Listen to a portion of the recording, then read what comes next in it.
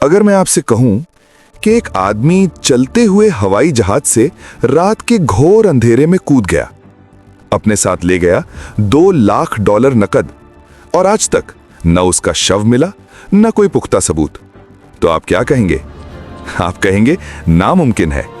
लेकिन ये कोई कहानी नहीं है, ये कोई फिल्म नहीं है, ये एक सच्ची घटना है। और इस आदमी का नाम है DB कूपर। और सबसे डरावनी बात जानते हैं क्या है? हो सकता है वो आज भी जिंदा हो। 24 नवंबर 1971, थैंक्सगिविंग से ठीक एक दिन पहले अमेरिका में सब कुछ सामान्य था। लोग घर लौट रहे थे परिवार से मिलने। पोर्टलैंड से सियाटल जाने वाली एक छोटी सी फ्लाइट। यात्री शांत थे, क्रू रिलैक्स था। किसी को अंदाजा भी नहीं था कि ये फ्लाइट अमेरिकी इतिहास की सबसे रहस्यमयी क्राइम स्टोरी बनने वाली है। तभी एक आदमी विमान में चढ़ता है। काला सूट, सफेद शर्ट, सलीके से बंधी टाई, चेहरे पर कोई घबराहट नहीं, ना कोई जल्दबाजी। टिकट पर नाम लिखा होता है डैन कूपर। वो अपनी सीट पर बैठता है, ड्रिंक ऑर्डर करता है, सब कुछ एक आम इंसान जैसा। टेक ऑफ के कुछ समय बाद वो फ्लाइट अटेंडेंट को धीरे से अपने पास बुलाता है और बहुत शांत आवाज में कहता है, मैडम, मेरे बैग में बॉम्ब है।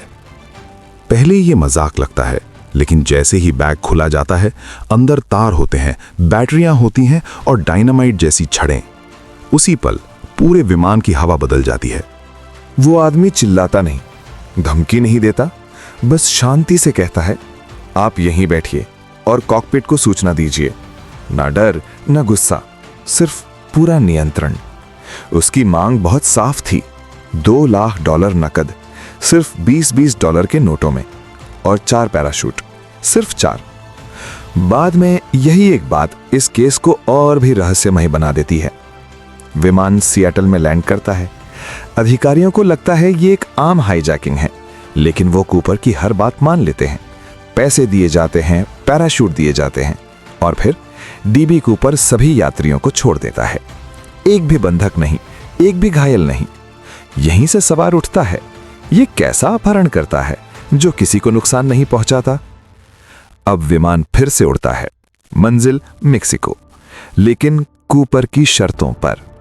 विमान कम ऊंचाई पर उड़ेगा, गति धीमी रहेगी, लैंडिंग गियर बाहर रहेगा और केबिन की लाइट्स मंद रहेंगी। बाहर पूरा अंधेरा, तेज बारिश, भयंकर हवा, और अंदर एक अकेला आदमी जो शायद जानता था कि आगे क्या होने वाला है। रात के लगभग 8 बजे क्रू को एक अजीब सी कंपन महसूस होती है। विमान के पिछले हिस्से की सीढ़ियां खुल चुकी थीं। DB कूपर पैराशूट पहनता है, पैसों का बैग अपने शरीर से बांधता है और फिर 10,000 फीट की ऊंचाई से सीधे अंधेरे आसमान में कूद जाता है। ना कोई चीख, ना कोई आवाज, बस खामोशी। विमान सुरक्षित लैंड करता है। सबको लगता है अब लाश मिलेगी, लेकिन घंटे बीतते हैं, दिन, हफ्ते, साल। FBI खोज शुरू करती है, सेना शामिल होती है, जंगल छाने जाते हैं, नदियां तलाशी जाती हैं, पहाड़ देखे जाते हैं, लेकिन कुछ भी नहीं मिलता। ना शव, ना पैराशूट, ना कपड़े। सिर्फ कई साल बाद एक नदी के किनारे कुछ नोट मिलते हैं, लेकिन DB कूपर आज तक नहीं। तो सच क्या है?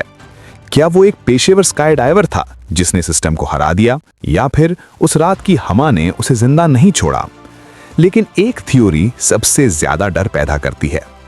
अगर DB कूपर जिंदा बच गया तो हो सकता है वो आज भी हमारे बीच हो, एक आम इंसान की तरह, किसी दफ्तर में काम करता हुआ, किसी परिवार के साथ रहता हुआ, और किसी को भी अंदाजा नहीं कि वो वही आदमी है जो आसमान से गायब हो गया था।